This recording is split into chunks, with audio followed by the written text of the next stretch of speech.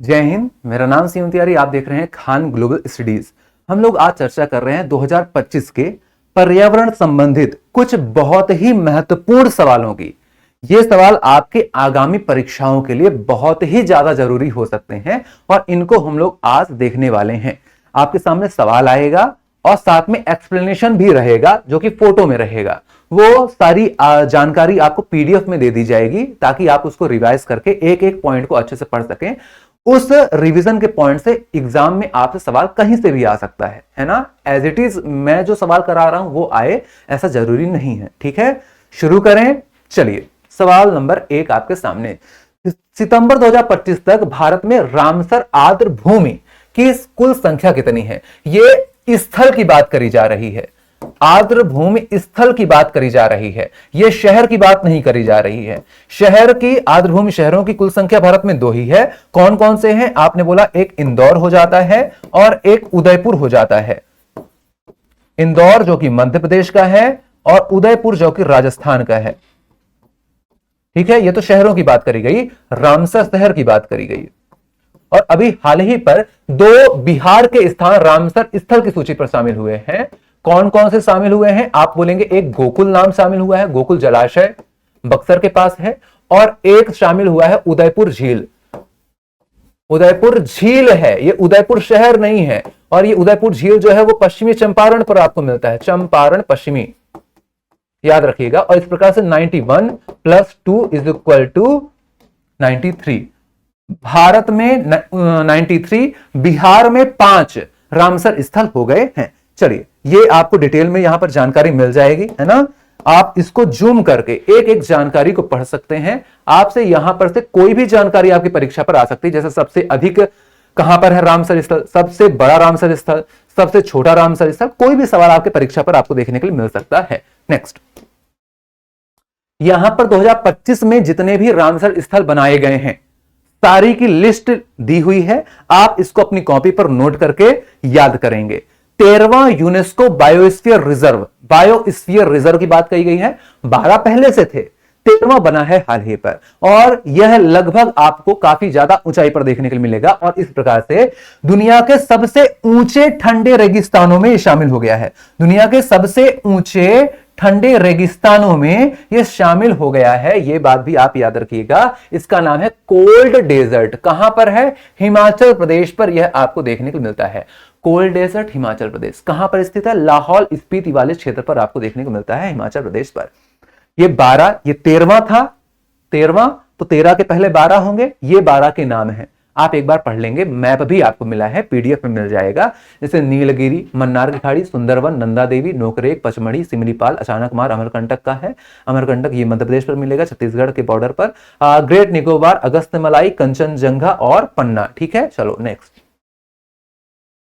किस राज्य में स्थित है सिमलीपाल नाम का राष्ट्रीय उद्यान, जिसको हाल ही पर भारत का 107वां राष्ट्रीय उद्यान घोषित किया गया है? भीतरकनिका, सिमलीपाल दोनों आपको उड़ीसा के राष्ट्रीय उद्यान देखने को मिलते हैं, है ना। और एक गहीरमाथा है। गहीरमाथा राष्ट्रीय उद्यान नहीं है, याद रखिएगा, समुद्री अभयारण्य है गहीरमाथा, है ना। लेकिन स्थित कहां है गहीरमाथा भी? वो भी उड़ीसा पर है। कंफ्यूज कई बच्चे हो जाते हैं कई बार कि सर गहीरमाथा भी तो है। गहीरमाथा राष्ट्रीय उद्यान नहीं है। आ जाइए अगला सवाल। अब यहां टाइगर रिजर्व की बात करी जा रही है। हमने रामसर की बात करी, बायोस्फीयर की बात हमने करी है, रामसर स्थल, रामसर शहर, बायोस्फीयर की बात हमने करी है, राष्ट्रीय उद्यान 107 हमने बात करी है। कौन सा था? सिमलीपाल। और अब हम टाइगर रिजर्व की बात कर रहे हैं। टाइगर रिजर्व जो कि प्रोजेक्ट टाइगर 1973 के तहत, है ना। पहला टाइगर रिजर्व कौन सा? हेली। कहां का? आपने बोला उत्तराखंड, जिसका नाम वर्तमान में जिम कॉर्बेट, राइट। अब यहां बात करी जा रही है मध्य प्रदेश का 9वां, मध्य प्रदेश का 9वां और भारत का 58वां टाइगर रिजर्व मध्य प्रदेश में। सर्वश्रेष्ठ कहां पर है? सबसे ज्यादा टाइगर रिजर्व भी आपको मध्य प्रदेश पर ही मिलते हैं, 9। ठीक है, और 58वां सबसे लास्ट वाला ये भी मध्य प्रदेश में, माधव, याद रखिएगा। ये आपको डिटेल में जानकारी मिल जाएगी, पढ़ लीजिएगा। ये कुछ और टाइगर रिजर्व के नाम संख्या के साथ 57, 56, 55, 54, 53 एक एग्जाम में आपसे जोड़ी मिलाने के लिए आ चुका है कि कौन सा टाइगर रिजर्व कहां पर स्थित है? रातापानी मध्य प्रदेश में है, गुरु घासीदास छत्तीसगढ़ में है, धौलपुर करौली राजस्थान में है, वीरांगना दुर्गावती मध्य प्रदेश में है, रानी पुरवा उत्तर प्रदेश में आपको मिलेगा चित्रकूट के पास। नेक्स्ट, ये सवाल का उत्तर तो मैं आपको बता भी चुका हूं। 2025 में रामसर कन्वेंशन के तहत वैश्विक आर्द्रभूमि शहर नेटवर्क में कौन से 2 भारतीय शहर शामिल किए गए हैं? विच 2 Indian cities were included in the global wetland cities network under the Ramsar convention in 2025? Answer क्या हो जाएगा? आप बोलेंगे आंसर इंदौर उदयपुर। मैं आपको उत्तर भी बता चुका हूं, ठीक है। चलो नेक्स्ट आ जाओ। तितली अभ्यारण्य, ऐसा पहली बार हुआ है, जहां पहला आ जाएगा आपके लिए बहुत इंपॉर्टेंट हो जाएगा। तितली अभ्यारण्य है, तितली पार्क नहीं है, पार्क कई सारे हैं, तितली अभ्यारण्य पहला खुला है। कहां खुला है? केरल के अंदर खुला है साहब। आपसे राज्य भी पूछ सकता है, आपसे नाम भी पूछ सकता है, जैसा यहां किया गया है। नाम है अरलम, कहां है? केरलम। नाम अरलम, कहां है? केरलम। केरल अभी नाम है इसका। केरल सरकार ने केरल का नाम केरलम करने का प्रस्ताव दिया था, हमने क्लास में पढ़ा था डेली में, हाँ या ना? जो भी सवाल आ रहे हैं आप उत्तर कमेंट बॉक्स में बताते रहिएगा। ऐसा नहीं करना है कि सर आप तो कमेंट देख ही नहीं रहे हैं, है ना, हम किसको बताएं? मैं ही आगे कमेंट पढ़ूंगा, बाद में पढ़ूंगा, है ना। चलो, यहां पर कई सारी बातें और भी लिखी हुई हैं तस्वीर के माध्यम से। जब आपको फोटो मिलेगी तो आप जूम करके पढ़ लेंगे। जैसे गुनेरी गांव गुजरात का है, पहले जैव विविधता विरासत स्थल के रूप में घोषित किया गया है। इसके अलावा हैदराबाद के पास 400 एकड़ में फैले कांचा गाची व वली जंगल को काटने को लेकर भारी विवाद हुआ था। यह आपने भी सुना होगा, यह हैदराबाद का था, कांचा गचीबा वली, ठीक है। कहां पर है आपसे ऐसा पूछा जा सकता है, कांचा गचीबा वली, ठीक है। मध्य प्रदेश ने डॉक्टर BR अंबेडकर के नाम पर नया वन्यजीव अभ्यारण्य घोषित किया है। यह बात भी आपको यहां पर देखने के लिए मिल जाती है, ठीक है। इसके अलावा ये एक और जानकारी आप देख लेंगे। क्या जानकारी है? तमिलनाडु के धनुषकोडी में ग्रेटर फ्लेमिंगो अभ्यारण्य हाल ही पर अधिसूचित किया गया है। इनमें से कोई भी सवाल आपसे पूछा जा सकता है। एक सवाल देखिए, ये भी है ना, हाल ही में भारत के पहले टाइगर रिजर्व प्रजनन केंद्र व्हाइट टाइगर का प्रजनन केंद्र, व्हाइट टाइगर की अगर मैं बात करता हूं तो इसके लिए मध्य प्रदेश जाना जाता है। मध्य प्रदेश का भी पूरा मध्य प्रदेश नहीं जाना जाता है, मध्य प्रदेश का भी रीवा सतना वाला जो रीजन है ना वो जाना जाता है, राइट। आप बोलेंगे रीवा सतना वाला क्षेत्र, मतलब ये यहां पर एक बार बघेल शासक हुआ करते थे, मार्तंड सिंह के समय, है ना। और उस समय आपको पता है रीवा रियासत हुआ करती थी। वर्तमान में जो रीवा जिला और सतना का भी कुछ क्षेत्र उसमें आपको देखने को मिलता है। यहां पर आपको सफेद शेर देखने के लिए मिलते हैं और इसीलिए सफेद शेरों का प्रजनन भी आपको यहीं पर देखने के लिए मिलेगा, मध्य प्रदेश, है ना। ये देखो मुंह खोला हुआ है, अरे भैया चॉकलेट नहीं मिलेगी, मुंह बंद करो तुम, आओ। जनवरी 2025 में भारत की पहली तटीय वेंडर्स पक्षी जनगणना किस राज्य में शुरू हो रही है? Which state is hosting the first coastal waders birds census of India in January 2025? जैसे मनुष्यों की जनगणना की बात करी गई है ना, 2026-27 में होगी। अगली वाली कौन सी? ओवरऑल 16 नंबर की, आजादी के बाद की 8वीं नंबर की जनगणना, है ना। वैसे ही यहां पक्षियों की गणना करने की बात करी गई है और यह जामनगर गुजरात में बात करी गई है ना। जामनगर कहां है? जामनगर गुजरात में है, जामनगर गुजरात में है, ठीक है। हाल ही की रिपोर्ट के आधार पर सर्वाधिक डॉल्फिन किस राज्य में है? Based on the recent report which state has the most dolphin? Answer क्या हो जाएगा? आप बोलेंगे सबसे अधिक डॉल्फिन की संख्या की अगर बात करी जाती है तो ये आपको उत्तर प्रदेश में देखने के लिए मिलती है। कहां पर? उत्तर प्रदेश पर देखने के लिए मिलती है। गंगा डॉल्फिन की संख्या में लेकिन काफी ज्यादा कमी भी आपको देखने के लिए मिली थी, ठीक है।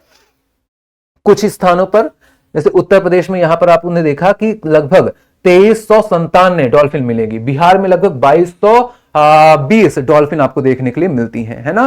लेकिन गंगा नदी वाले डॉल्फिन में थोड़ा कमी आपको देखने के लिए मिली थी। ये थोड़ा चिंता का विषय आपको देखने के लिए मिला था। डॉल्फिन जो कि भारत का राजकीय जलीय जीव माना जाता है, 2000 अगर मैं सही हूं 2009 में इसको घोषित किया गया था, राइट।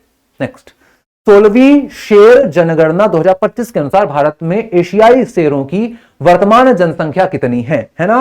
ये पूरे भारत में नहीं किया गया था, ये कुछ स्पेशल क्षेत्रों के अंदर ही आपको देखने के लिए मिलता है ना। तो यहां पर आप देखेंगे 16वीं जनगणना की बात करी गई है। गिर राष्ट्रीय उद्यानों के बाहर भी शेरों की कुछ बढ़ोतरी आपको यहां पर देखने को मिली है। इस आधार पर यह रिपोर्ट जारी करी गई है और इसमें आपने बोला ओवरऑल इंडिया में लॉयंस की संख्या, शेरों की संख्या, शेर मतलब लॉयन, ठीक है, 891 हो गई है, जो पहले कितनी थी 674 हुआ करती थी। ये 16वीं जनसंख्या के आधार पर बोला गया है। 30% ग्रोथ बताया गया है 2010 के आधार पर, 2010 से 30% ग्रोथ बताई गई है। हाल ही में गिद्धों की जनगणना के अनुसार भारत में सबसे अधिक गिद्ध किस राज्य में पाए गए हैं? गिद्धों में काफी ज्यादा जनसंख्या में कमी भी हुई थी, यह भी आपने देखा था, और सबसे अधिक गिद्ध पाए गए हैं मध्य प्रदेश में। सबसे अधिक गिद्ध, सबसे अधिक टाइगर्स, सबसे अधिक टाइगर रिजर्व, सबसे अधिक राष्ट्रीय उद्यान, सबसे अधिक वनों का क्षेत्रफल, है ना, सब आपको मध्य प्रदेश पर ही देखने के लिए मिल रहा है, जंगलों वाला। सबसे अधिक जनजाति की संख्या 2011 की जनगणना के अनुसार मध्य प्रदेश। नेक्स्ट, किस राज्य ने वन संरक्षण के लिए महाभारत वाटिका की स्थापना करी थी? Which state has established Mahabharat Vatika for forest conservation? Answer क्या हो जाएगा? उत्तराखंड के अंदर ऐसा किया गया था। उत्तराखंड के अंदर ऐसा किया गया था। असम में किस मंदिर को कछुआ संरक्षण के लिए आदर्श मंदिर के रूप में नामित किया गया है? मंदिरों के पास आपने एक जलाशय देखा होगा, है ना, और इसी मंदिर पर आपने देखा एक मंदिर है, कौन सा, नागशंकर नाम से। यहां पर जलाशय है और उस जलाशय में कई सारे कछुओं के संरक्षण की बात कही गई है, इसलिए यह आदर्श मंदिर माना गया है। यहां पर डीपीएस वेटलैंड को फ्लेमिंगो संरक्षण रिजर्व घोषित किया गया है महाराष्ट्र में, ये आप याद रखेंगे। यहां पर चीता की बात करी गई है, बोत्सवाना से भी चीता भारत ले आया जाएगा। पहले नामीबिया और साउथ अफ्रीका से ऑलरेडी लाया जा चुका है, नामीबिया साउथ अफ्रीका से ऑलरेडी आ चुके हैं, अब बोत्सवाना से भी आएंगे चीता। यहां बात करी जा रही है दार्जिलिंग चिड़ियाघर में भारत का पहला वन्यजीव बायोबैंक चालू करने की, है ना। आपको बताना है कमेंट बॉक्स में एक सवाल होमवर्क का, कोल्ड डेजर्ट कहां है? इस क्लास में आपको इस सवाल का उत्तर मिल गया होगा, आप मुझे बताएंगे कमेंट बॉक्स में। इसी प्रकार की जानकारी आपको मिलती रहेगी, ठीक है। तो ये दिवाली जल्दी से आप निकालिए, अच्छे से रिवीजन करते रहिए, पढ़ते रहिए। मुलाकात होगी हमारी जल्द ही सुबह 8 बजे वाली हमारी डेली करंट अफेयर की क्लास में। ऑल द बेस्ट, जय हिंद।